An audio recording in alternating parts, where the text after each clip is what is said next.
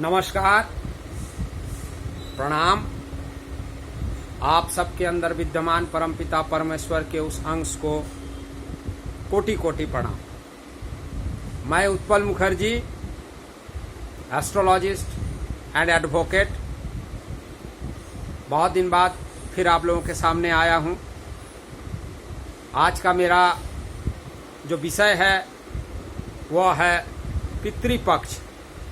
जैसे कि आप लोग सबको ही जानते हैं, एक महीने के अंदर दो पक्ष होता है, एक कृष्ण पक्ष और दूसरा शुक्ल पक्ष।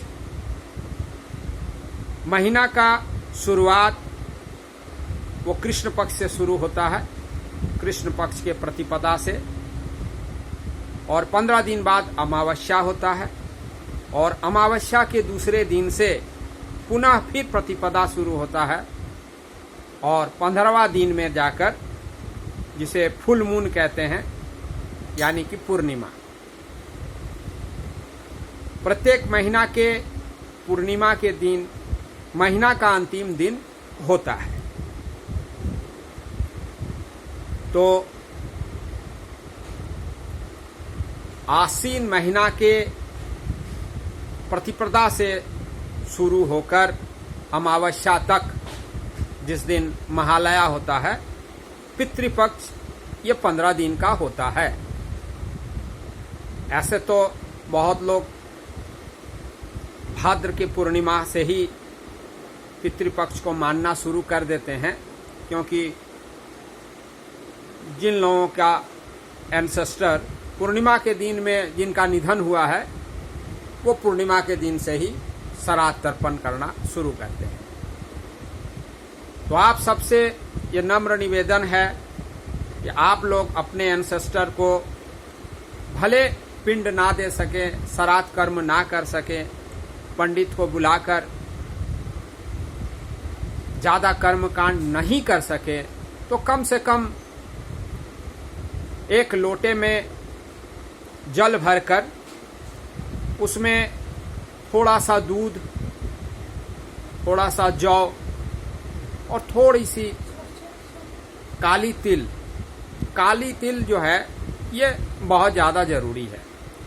आपके पास दूध जौ ना भी हो तो भी चलेगा। काला तिल एक चुटकी जो है उस एक लोटे पानी में, जल में दे दीजिए। परंतु पितरों को दोपहर 12 बजे के बाद ही जल अर्पण करना चाहिए।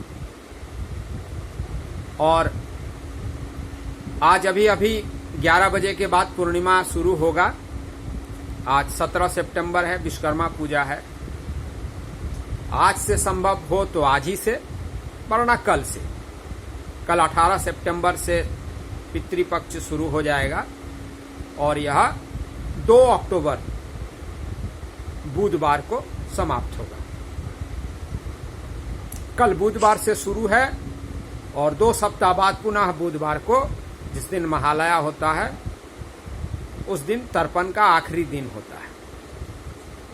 तो आप सबसे यह निवेदन है, क्योंकि आजकल के कई धर्मों के जो लोग हैं, सनातन धर्म को बर्बाद करने, नष्ट करने और भ्रमित करने के लिए प्लान में लगे हुए हैं, प्लान कर रहे हैं।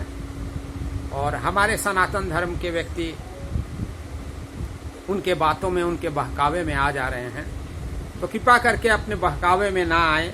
अपने एंसेस्टर को, जिसके माँ, पापा, दादा, दादी जो भी हों, उनके नाम पर जल जरूर अर्पण करें। तो मैं एक छोटा सा विधि बता रहा हूँ। लोटे में जल भर लें, उस पर काली तिल डाल लें, और आपके घर में अगर बगीचा हो, बागान हो, जमीन हो, तो वहाँ चले जाएं, अन्यथा छत पर चले जाएं। और पक्का 12 बजे आप देखेंगे, 12 बजे सूर्य जहाँ रहता है वो दिशा दक्षिण दिशा होता है। पितरों को कोई भी चीज अर्पण करने से दक्षिण दिशा के तरफ अपना फेस कर अर्पण करना चाहिए। ओम पितृदेवताभ्यो नमः। सबसे पहले आप अपने जिस भी भगवान को मानते हो उनसे प्रार्थना कीजिए, और विशेष करके सूर्य देव से, क्योंकि सूर्य की रश्मियों के द्वारा ही पितरों को वो चीज प्राप्त होता है जो हम लोग देते हैं। ब्रह्मा विष्णु महेश्वर से प्रार्थना कीजिए, अपने इष्ट देव से प्रार्थना कीजिए और सूर्य देव से प्रार्थना कीजिए। आपको मंत्र की आवश्यकता नहीं है। भाव ही विद्धते देव तस्मात् भाव ही कारणम। आप अपने अंतर्मन में भाव जगाइए कि मैं अपने एंसेस्टर को जल दे रहा हूं, यह जल उनको प्राप्त हो। हे ईश्वर, हे परमपिता परमेश्वर, हे सूर्य देव, मैं अपने पितरों को जल अर्पण कर रहा हूं। हे पितृदेव, कृपा करके आप आएं और हमारे हाथ से दिए हुए इस जल को ग्रहण करें।